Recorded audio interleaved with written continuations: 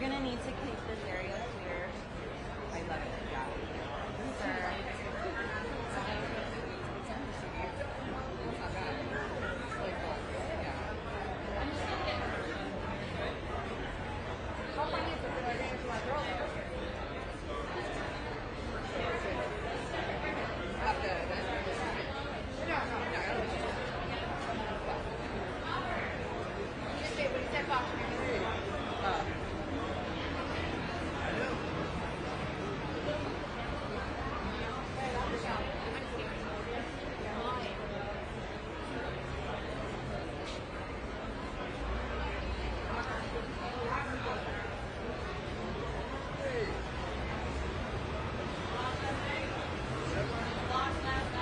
Yeah.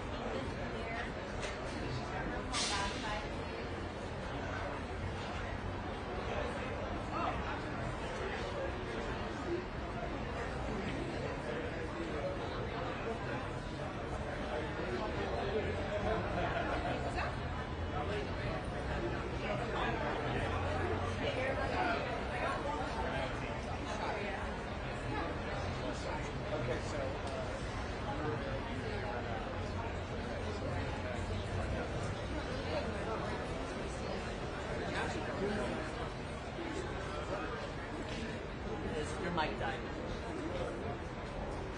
You know the right change the shoes.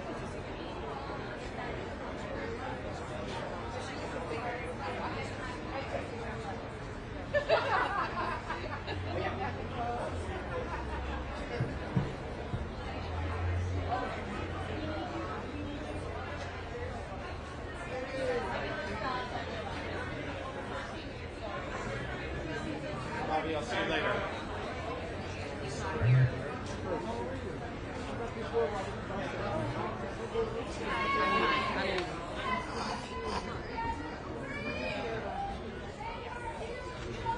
Hey, Mark.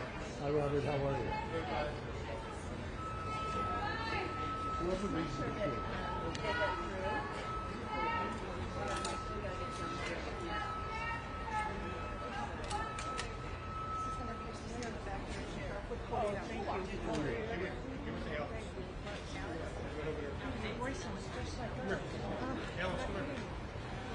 Thank you, Walker. That's the time. Thank you.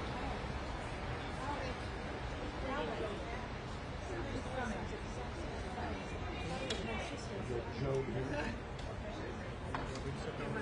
It's taking her a minute. Let's let Joe over.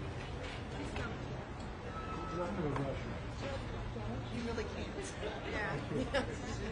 That's not possible. It's interesting how you guys all ramp in together. This is me. Yes, it is. Who would you prefer I do? Probably. If you just come up by yourself. Or just come up. If you pass the paper to me, I'll know what I'm doing.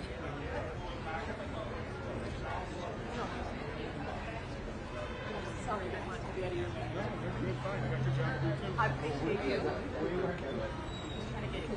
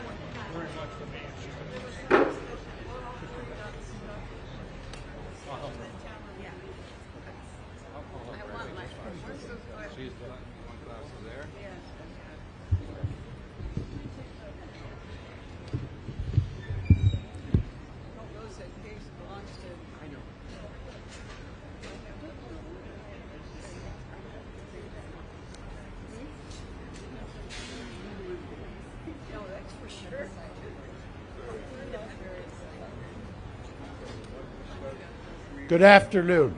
My name is Mark Garrigus. I, along with Cliff Gardner, represent Lyle and Erik Menendez.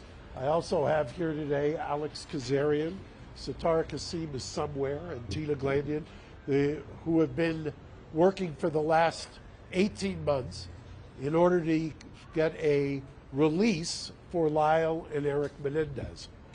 A couple of weeks ago, and so that you understand the background of it, back in May, we filed a writ of habeas corpus. A judge in this courthouse, Judge William Ryan, issued what's called an informal request for a reply. That informal request for a reply was to ask the DA to respond to the allegations of new evidence. Part of the two prongs of new evidence were, number one, a letter that was found at Marta Cano's house that was a letter written by Erik fully 8 months before the killings to his cousin Andy. His cousin Andy testified at the trial. However, in the second trial was demeaned as making this up or was not true. This letter now shows or corroborates that Andy was telling the truth. The letter describes the abuse. The letter, I believe, was released, at least temporarily, by the DA's office, and anybody who wants it, we can release that as well. The other pillar of the writ of habeas corpus was a declaration by Roy Rosello. The declaration by Roy Rosello is incredibly important for a number of reasons. Number one, Roy Rosello, who was a member or a then member of the band Menudo, was and took great courage at Nuri's finding him and talking to him to sign a declaration that said that he too was assaulted by the father, and not only assaulted, but it happened at the house.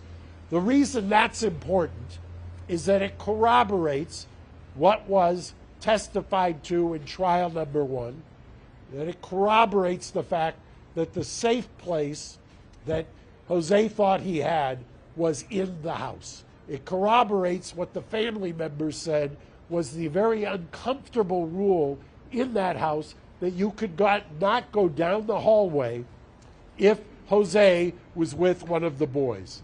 That was the ground upon which he prayed. We have those two items. Now, there is a separate track. About 3 months ago, we sent a petition, and mind you, the DA's office, there's been those who have said, well, this is election nearing, blah, blah, blah. We filed this, and the DA has been, Mr. Gascon's office, has been engaged with us productively, strongly, for well over a year. Joan, who you will hear from in about 5 minutes, we actually, because of her young age, she turns 93 next month, we had what's a very rare thing done back in December, which is called a conditional examination. It's a deposition in a criminal case to preserve her testimony. She was there with her lawyer, Brian Fredman, who represents the family. And what we are also on a parallel track doing is asking, and have been asking, the DA to look at the work they have done and resentence them, to support the resentencing.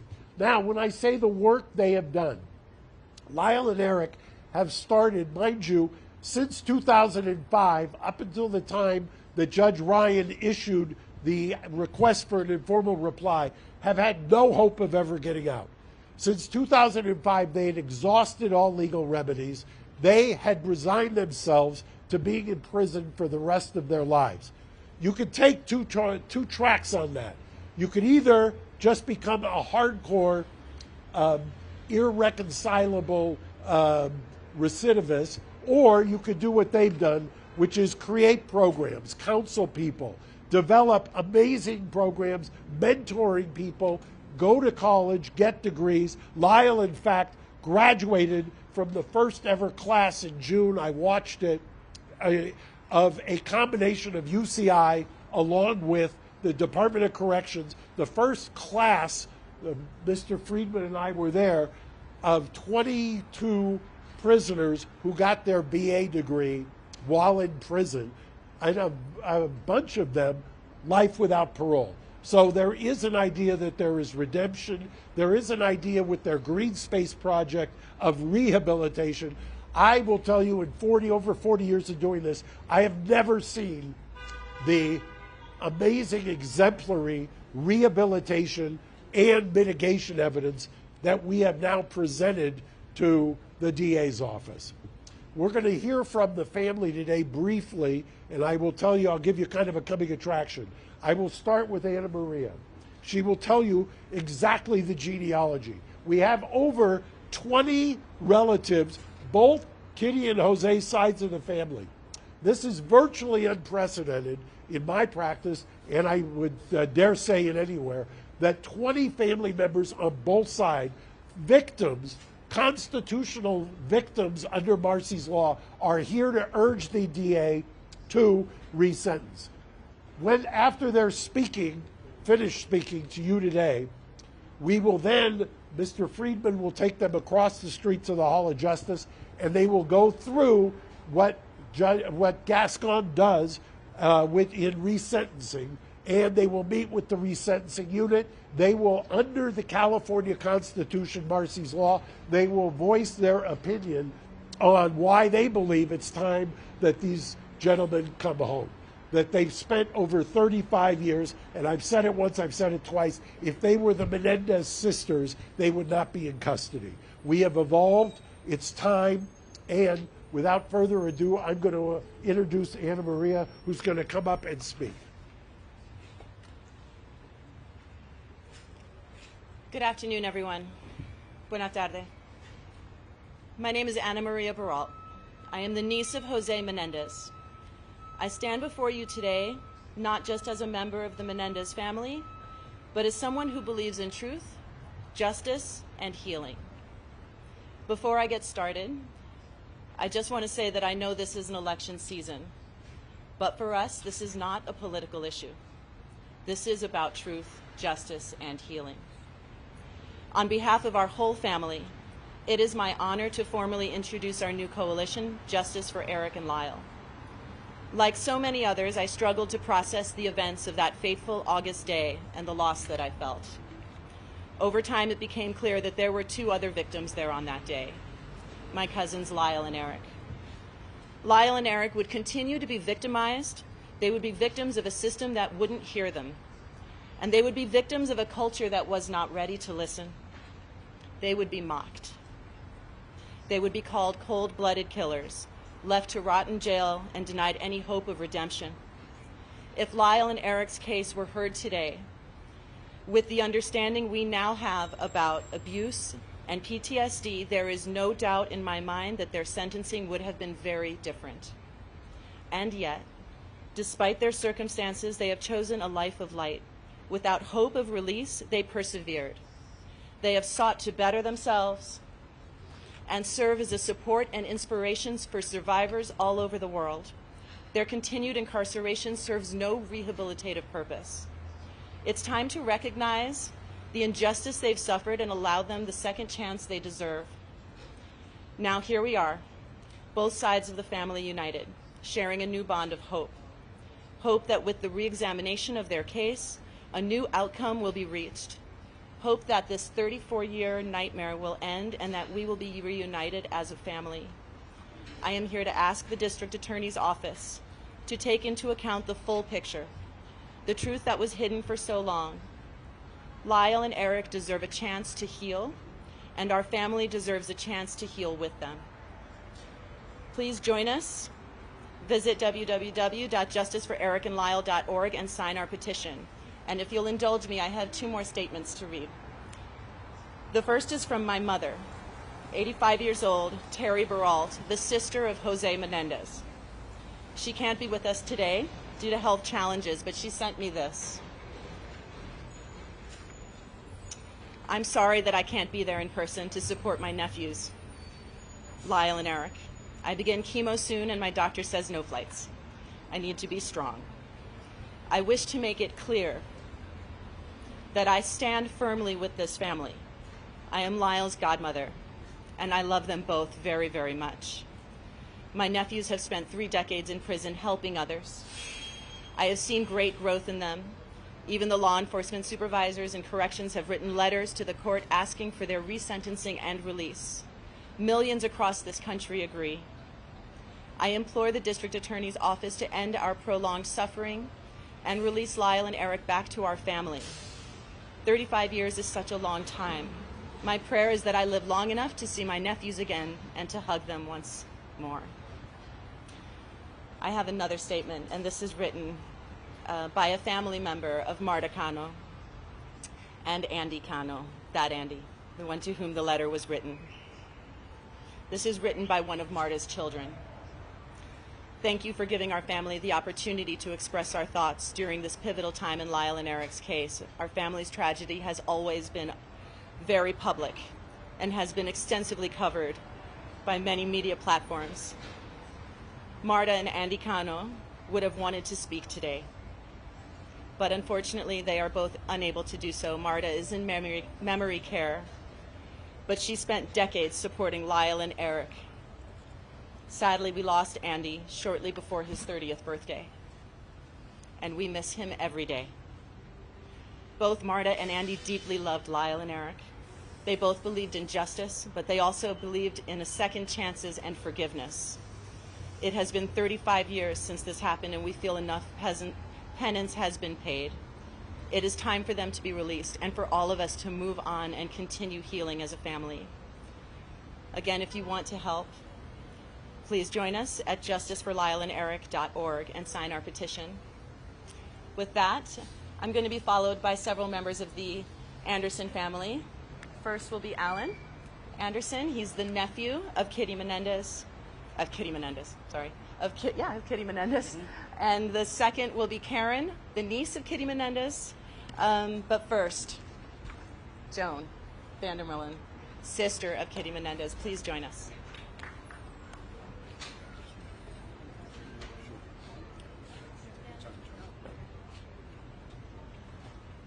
Two soldiers, thank you. Come right here, Vinny. Not very much space for paper, is there? You want the glasses on? No, they're not even mine, but yes. Okay. They match the top. Okay. Please know that I'm nervous and full of emotions. I never thought this day would come. I am Kitty's sister. I stand here today with a heavy heart and also with hope and justice and understanding. We have received such an outpouring support in recent weeks, which led us to launch this formal initiative. For many years, I struggled with terms with what happened to my sister's family. It was a nightmare none of us could have imagined.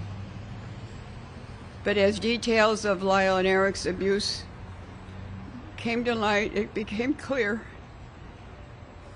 that their actions, while tragic, were the desperate response of two boys trying to survive the unspeakable cruelty of their father.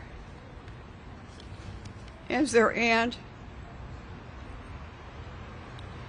I had no idea of the extent of the abuse they suffered at the hands of my brother-in-law. None of us did. But looking back, I can see the fear and tension that their father had instilled on them. They were just children who could have been protected and were instead brutalized in the most horrific ways.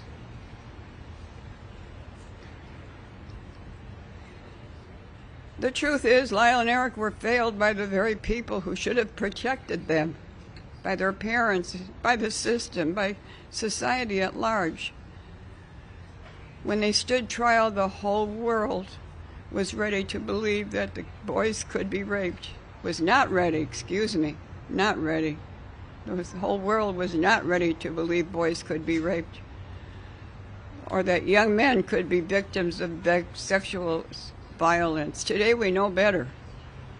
We know that abuse has long-lasting effects, and victims of trauma sometimes act in ways that are very difficult to understand.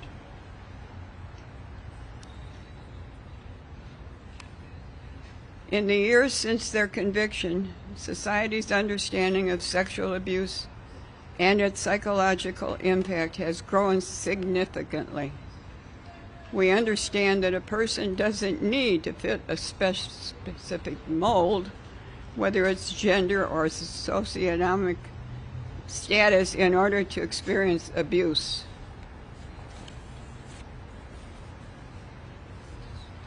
In their case, if it were tried today, the evidence of their father's abuse would not only be admitted in court, it would provide essential context for why they acted as they did. No jury today would issue such a harsh sentence without taking their trauma into account. Lyle and Eric have already paid a heavy price, discarded by a system that failed to recognize their pain. They have grown, they have changed, and they have become better men despite everything that they've been through. It's time to give them the opportunity to live the rest of their lives free from the shadow of their past. While I recognize it is election season, this isn't about us or about the politics. It's about finding the truth, delivering justice, creating space for healing. I want to thank everyone who has reached out to our family in recent days and weeks, asking how they can help. Today we have an answer. Please sign our petition at www.justiceforericandlyle.org and urge the district attorney's office, no matter who holds the DA position, to consider all the evidence, both old and new, and to bring together justice for the family. And thank you very much for listening to me. I'm sorry I'm so nervous, I can't help it.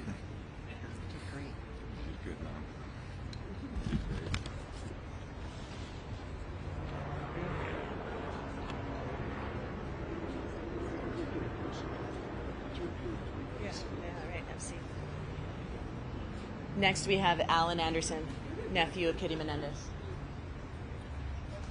Hello, and thank you everybody for being here. Hello, my name is Brian A. Anderson Jr. I am the Kitty of Menendez. I'm Kitty Menendez's nephew. I am proud to be a member of this family and to help spearhead this formal effort to organize and galvanize all the support we have received. Together, I believe we can finally bring justice for my cousins, Lyle and Eric. I've known Lyle and Eric my whole life. I can tell you without a doubt that they are not the villains they've been portrayed as. They were boys, young, scared, and abused by their father in ways no child should ever experience. You, the media, focused so much on their actions, but they never were able to tell the full story of their abuse that drove them to such desperate measures. When I think about the pain and suffering they endured, it breaks my heart to know that the system failed them so profoundly. They tried to protect themselves the only way they knew how. But instead of being seen as victims, they were vilified. Their father's abuse was dismissed, their trauma ignored, and their truth mocked by millions.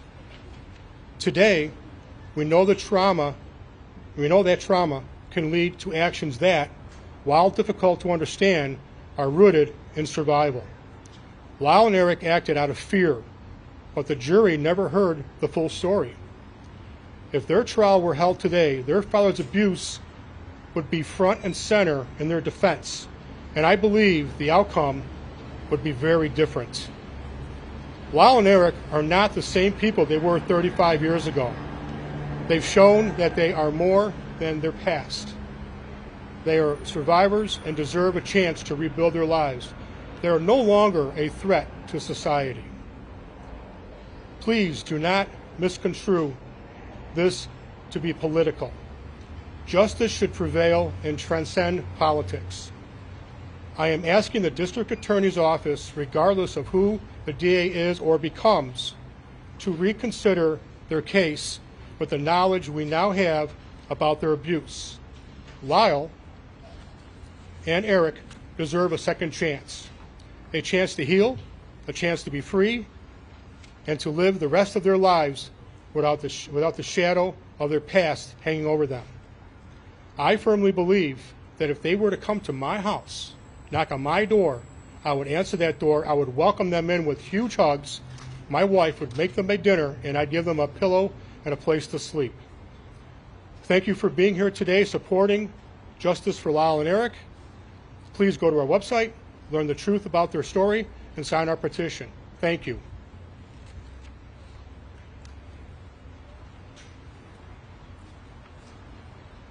Please welcome Karen Vander Mullen, niece of Kitty Menendez. Good afternoon. There's a lot of you, and I'm very nervous. My name is Karen Vander Mullen Copley. I am Kitty Menendez's niece, and I'm here today speaking out because I have believed for many years that the truth needs to be known about what really happened to my cousins Lyle and Erik. From the beginning, I believed Lyle and Erik were victims of their father's abuse. I grew up knowing and feeling something wasn't right. The feeling in their house and the father-son interactions were just off. But it was not until the first trial that the full horror of what they had to live through came to light. My sister Diane had evidence of their abuse. That was not even allowed to be presented at the trial. I cannot help but think of how things would be different if the world had known the truth back then, or if they had been the Menendez sisters. Adults of abuse have difficulty getting out of their situations, and yet these were two young boys who were never allowed to make decisions on their own. They lived in constant fear and were unable to make any other decisions than the sexual violence that they were taught at the very hands of people who were supposed to love and protect them. Their sometimes misunderstood behaviors were cries for help that many of us wished we had realized and responded to far sooner. What happened is tragic, but I forgive my cousins. I have forgiven them forever because I know they were acting out of fear and desperation. These were children children, just 6 and 8 years old, who didn't understand their own bodies. No child should ever have to endure that kind of pain. This abuse trapped them. It was painful and it terrified them. Their father's abuse shattered their lives and the family's lives, and the courts failed them, failed to recognize their trauma, compounding this tragedy. We live in a time now where we understand how abuse can shape a person's actions, male or female. We live in a time now where we understand what trauma does to the brain development of a child. If Lyle and Eric's trial happened today, the outcome would be drastically different. The evidence of their father's abuse would have been a central part of their defense. And it's very likely they would not have received such harsh sentences. Lyle and Eric have spent most of their lives in prison, paying for their actions. During that time, they have become supporters and advocates for children who have suffered sexual violence. I believe they have suffered enough. I ask the district attorneys to take into account the whole truth and nothing but the truth.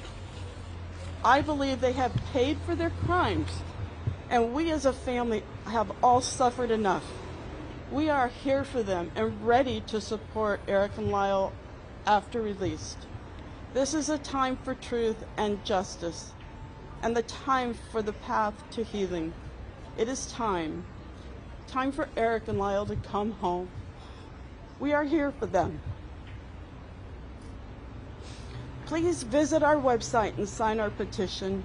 We would love nothing more than for our mom to be able to wrap her arms around Erik and Lyle outside prison walls before she is unable to do so.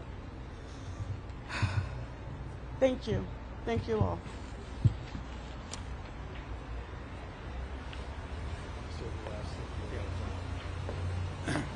Hello, everyone. My name is Brian Fredman, and I represent the extended family members of the Menendez family. First of all, the family is gathered here in support, and really thanks everyone for coming out and for being here and for supporting one message, which is, this shouldn't happen again. And this needs to stop now. And that what needs to happen is the consideration of second chances, the consideration of the abuse, and changing what we know in our society to be wrong, and we know in our society to give people second chances. The families here united. Erik and Lyle have been through so much in 35 years, but these family members have been through so much 35 years. They're going to go across the street now. They're going to meet with the DA's office.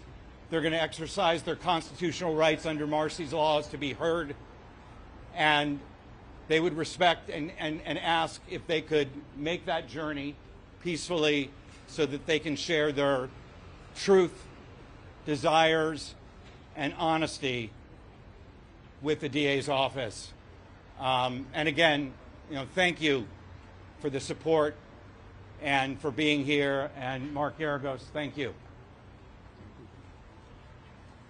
As Brian said, if we can let, especially Joan, get across, I'll answer some questions in about 2 minutes, if that works. Yes.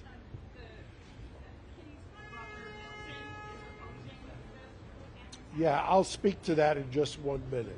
If you wait just 2 minutes, we have stuff to talk about there. Unless you want to say something about that. You wait until you go across.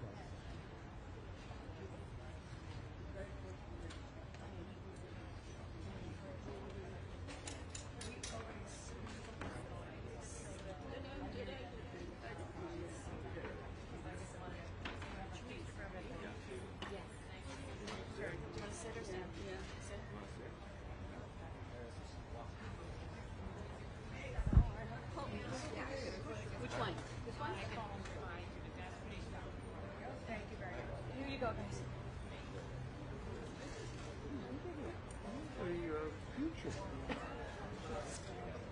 God willing, I never do this again. Yeah, give me 3 minutes. Just let me get Joan situated. Okay, thank you. Holly, you'll stay, Satara will go.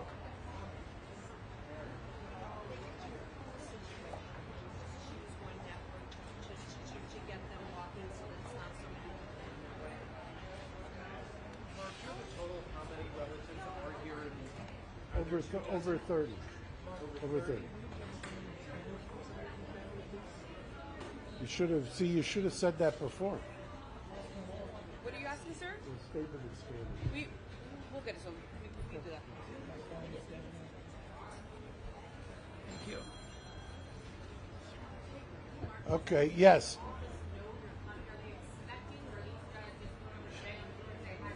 No, we talked. Part of what Brian had referred to is under Marcys Law, the California Constitution requires that victims get a say. So what we did is the DA's office, when they heard that we were doing the press conference, extended the invitation for the family to come over and hear about Marcys Law, to hear about exactly what their feelings are. I will tell you, and I said it before, that the DA's office from 18 months ago has taken this very seriously.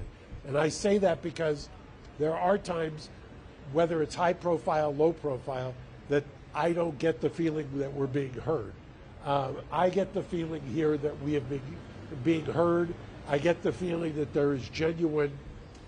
I think the DA has mentioned in his remarks that there is a division in the office. I understand that. I mean, I get that.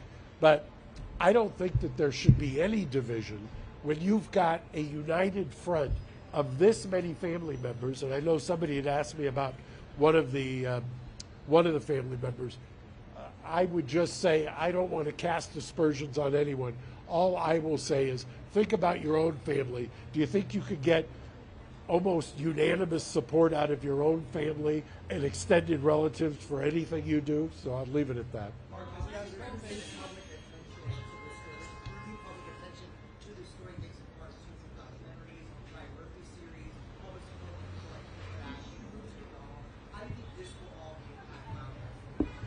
Well, I think interestingly, and I don't know how you measure something like this, but I have been, obviously I was practicing when this trial took place. I remember in 1994 representing a woman in Pomona, and we used the battered woman syndrome, and she got a voluntary manslaughter, she got probation.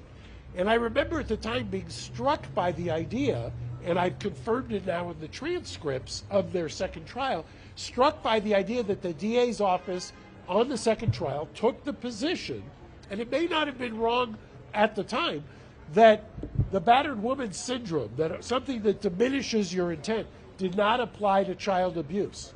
And that was on the record, and that's what the judge ruled.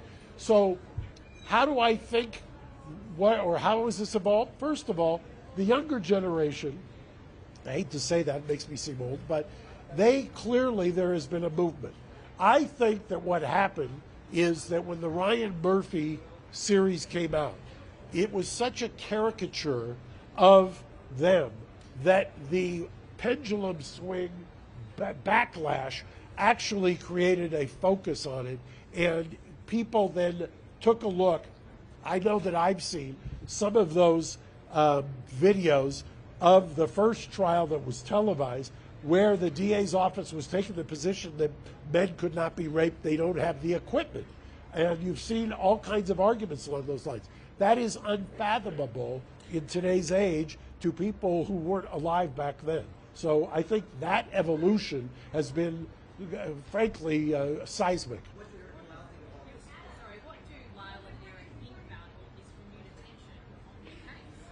I think one of the reasons that we mentioned early on and that the family has said it, they had absolutely no hope after '05. So after 2005, they didn't believe, they thought they were going to spend the rest of their life in prison. And they had resigned themselves to it. And all of the programs, I invite anybody to take a look at what's called the Green Space program that they have. The Green Space program that they have created down there, that's based on the Norwegian model, that is something that they have done in order to reacclimate prisoners who are being released. I look at both the external programs that they've done and the introspection and work they've done on themselves. I've used the term cautiously optimistic. I mean, there is an irony that DA politics played a role in their conviction.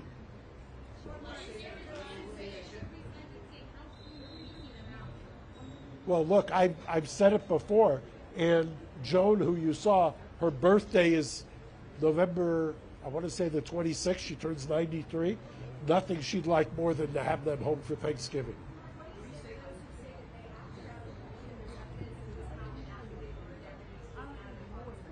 That's what the question was. What do you say to the people who say they acted out of greed? I have two responses to that. Number one, that's why the letter that predates the killing from Erik to Andy is so important. Number one, it corroborates that it was happening before. Number two, people forget this, probably before you were born. They went to the grand jury. The DA's office went to the grand jury on the financial motive theory. The grand jury, which will indict anybody on anything, the grand jury rejected that theory. So that is another one of the urban legends. Here you go, sir. Thank you. Here you go.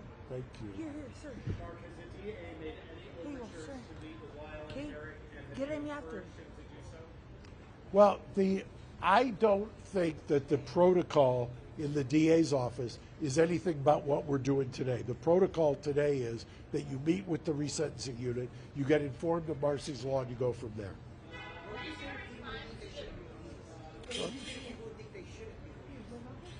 I don't know. I will tell you, I've represented, excuse me for 1 second. Okay, what was the court? Okay. So I don't know that they're, other than one-offs, and there's always going to be one-offs. I mean, it's the criminal justice system. It was a polarizing case. Remember, part of what happened was, back in the 90s, they became a caricature. They were parodied on Saturday Night Live. I would venture to say that would not happen today. So it's America. There's people with diverse opinions. I just would reiterate, there were two juries in trial number one, back in the 90s. Two juries, one for Erik, one for Lyle. 24 jurors who deliberated. Half of them voted not guilty on murder. Half. Mark, you need to talk with Edgardo Diaz, manager de Menudo. You need to recollect for this process. Or another Menudo talked with you. Well, I've said before that the Menudo Declaration by Roy Rosello is important. But you combine it with, by the way, that is so that you can separate the mental gymnastics. Part of this is to overturn the conviction. The other part is that I think is unassailable, even to your question, to anybody who says, well, they shouldn't get out. The law in California is crystal clear. Resentencing, they qualify under the resentencing laws on every single factor. It's almost, I hate to say that anything's a slam dunk in the criminal law, but under the resentencing laws in California, they clearly qualify. We filed originally for the conviction to be overturned. That's what a writ of habeas corpus is. The other component of this is a resentencing. So it's two tracks. You can pause the habeas while you consider the resentencing. So it's walking and chewing gum at the same time. What? If the habeas would be granted, you would get a new trial. If they are resentenced the judge under California law has the ability to recall the sentence and sentence them to a wide range of options. Because resentencing is what I understand.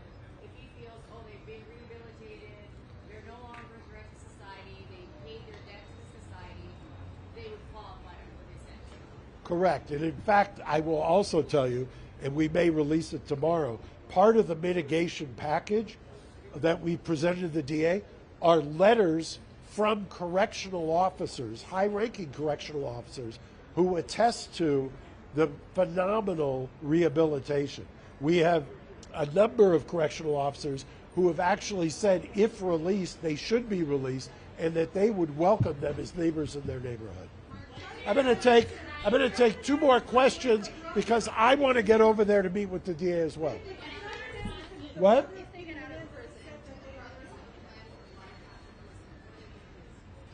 I won't speak to whether they have a plan. I just think that in order to get through each day, that you've got to just ground yourself. It's a long road from life without for almost 17 years to being hopeful. So that's I kind of worry. One last question. What is your response to Ryan Murphy's comments about the brothers specifically, that what happens to them, this show's best after another 30 years, and the brothers will be out of prison by Christmas? Some wag, I don't know who it was, I could give him credit, said about Ryan Murphy that of course he's going to take credit. I didn't say it, so I don't know the man. Anyway, thank you. Menendez plus Menendez, of course, betrayed. This started 18 months ago, not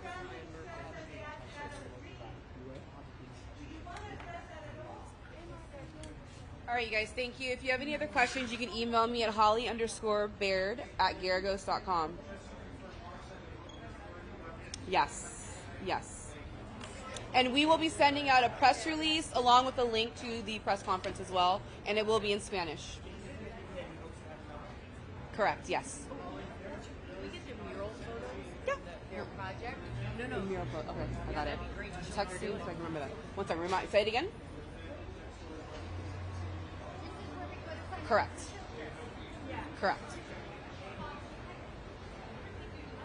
Holly_Baird@garagos.com. Hi, how are you, sweetie? Yeah.